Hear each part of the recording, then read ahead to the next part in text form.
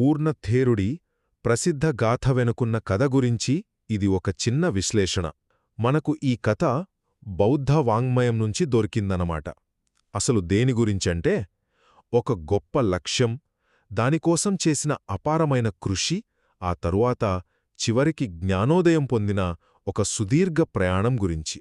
ఇక మొదటి విషయానికి వస్తే, ఒక ఉన్నతమైన ఆశయం ఎంత శక్తివంతమైనదో చూడండి. పూర్వజన్మలో పూర్ణుడు డబ్బునో అధికారాన్నో కోరుకోలేదు. దానికి బదులుగా భవిష్యత్తులో గౌతమ బుద్ధుని శిష్యుల్లో ధర్మాన్ని అందరికంటే బాగా బోధించేవాడిగా పేరు తెచ్చుకోవాలని మనసులో బలంగా అనుకున్నాడు.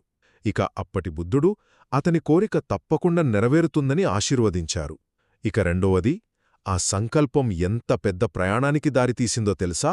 ఆ వరాన్ని నిజం చేసుకోవడం కోసం పూర్ణుడేకంగా 100,000 కల్పాలపాటు, అంటే దాన్ని మనం లెక్కేలేం, కొన్ని కోట్ల సంవత్సరాలనుమాట, అన్నేళ్లపాటు పుణ్యకార్యాలు చేస్తూనే ఉన్నాడు.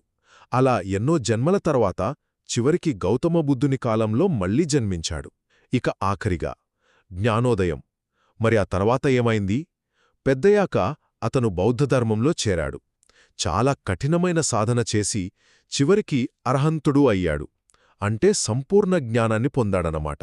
ఆ సంతోషంలో తన అనుభవాన్నంతా ఒక పద్యం రూపంలో, దాన్నే గాథ అంటారు, అలా చెప్పాడు.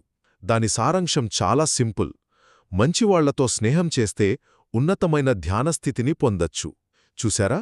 ఒక బలమైన నిస్వార్థమైన సంకల్పం జన్మజన్మల ప్రయాణాన్ని ఎలా నడిపించగలదో ఈ కథ మనకు చెబుతోంది.